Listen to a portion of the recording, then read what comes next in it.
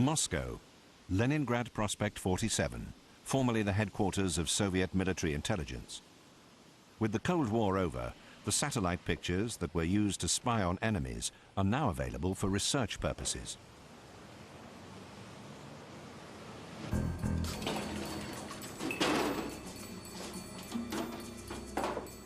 The former espionage photographs from outer space are of enormous importance to aerial archaeology. An expert can learn valuable information from these bird's-eye views. The outlines of structures that have long collapsed and are buried deep underground may appear in aerial shots as variations in vegetation and color.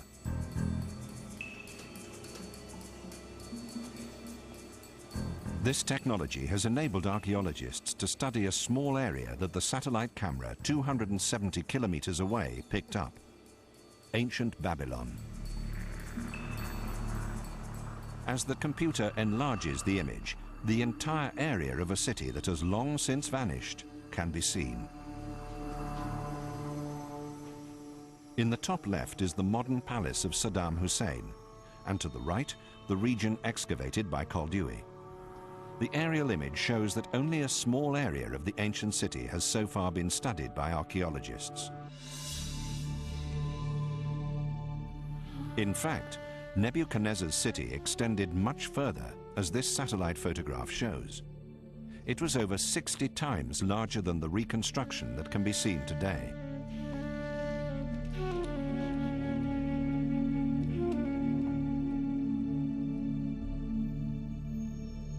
And from the air, one outline can be seen very clearly: the shape of a building that was destined to become a legend, the Tower of Babel.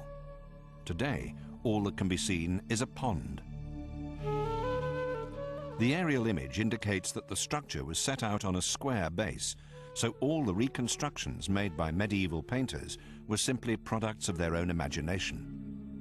The Tower of Babel was not a round tower, but a square structure rising in stages, probably about 100 meters high.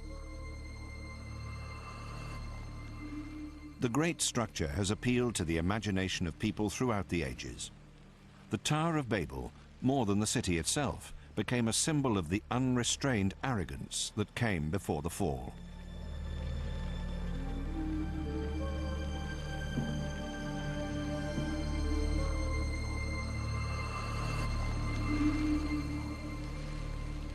Herodotus, the father of historical writing, may well have seen the Tower of Babel when half of it still remained, even though the decline of the city began almost as soon as Nebuchadnezzar's son succeeded him. At least in his mind's eye, Herodotus would have been able to picture the magnificent scene as the royal procession began to climb the tower, climbing to the blue temple at the summit, the temple of Marduk, god of the city.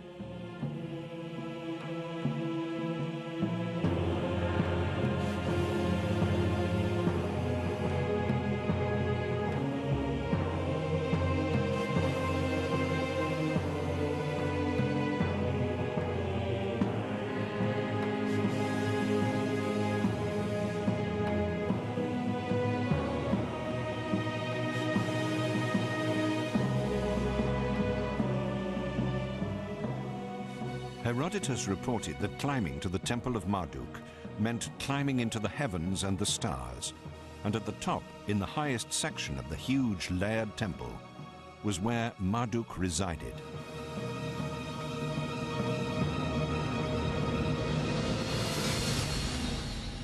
Herodotus let his imagination run away with him and wrote that on a golden bed lies a Babylonian virgin, the consort of the god, and from time to time the god himself appears. Marduk, the divine ruler, the great god of Babylon, the god who knows everything, who sees everything.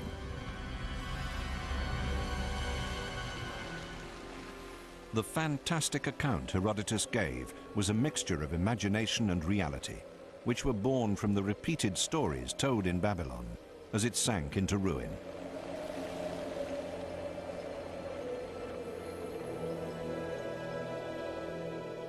Little remains of the Babylonian temple towers today.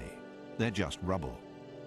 But in Borsippa, which can be seen from Babylon, the giant ruins of another tower reach up into the sky.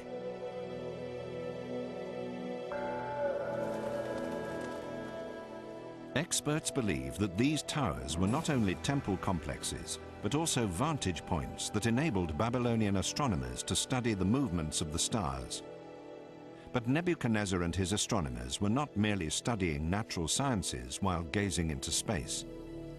They regarded the celestial bodies as gods and believed that the movements of immortal forces in the cosmos above reflected all aspects of reality down on Earth.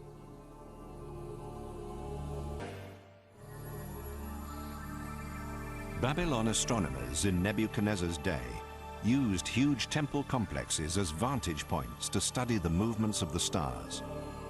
But they were not just studying natural sciences, as they believed that celestial bodies were gods, and that the behavior of the stars, sun, moon, and the 5 planets known at that time offered an insight into the future of life on Earth.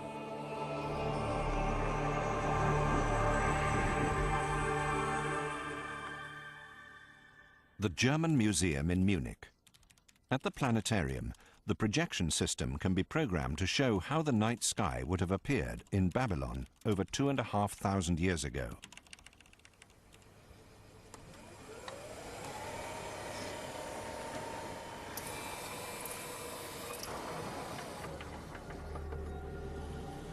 In the artificial sky of the planetarium, thousands of stars appear, as they would have done to Nebuchadnezzar himself.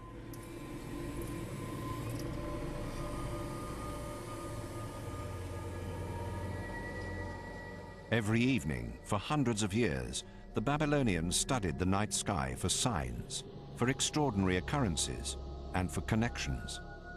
Particular stars came to be seen as part of families, like Gemini, the twins at the gateway to heaven. It was believed that Aquarius dictated the course of all waterways on Earth. Sagittarius, half man, half horse, was a powerful ally in war and times of trouble. There was Taurus, the mythical bull, who could devastate whole cities and was particularly feared. The Babylonians invented astrology as we know it today. They divided the heavens into 12 signs of the zodiac and recorded the movements of the stars. They may even have mastered the technology behind the construction of telescopes, as suggested by this polished quartz lens. The Babylonians had a sophisticated understanding of mathematics, and geometrical tablets prove that scientists were already familiar with Pythagoras' theorem. This theorem influenced the architecture of one of Babylon's most famous structures, the Blue City Gate, dedicated to the goddess Ishtar.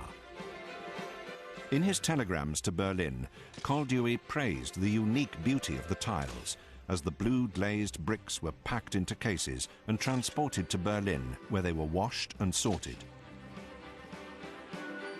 The reconstruction of the Ishtar Gate began in the Museum Island of Berlin. After 2,500 years and a journey of 5,000 kilometers, the great city gate of Nebuchadnezzar was completed, and with it were many depictions of animals in a style that was very typical of Babylonian art.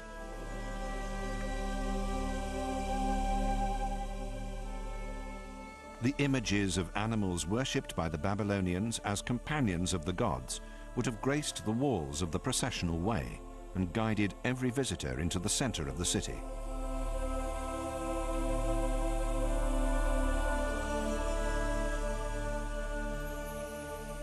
And what an overwhelming impression the fresh blue tiles must have made on those who entered the City of Miracles from the heat of the desert.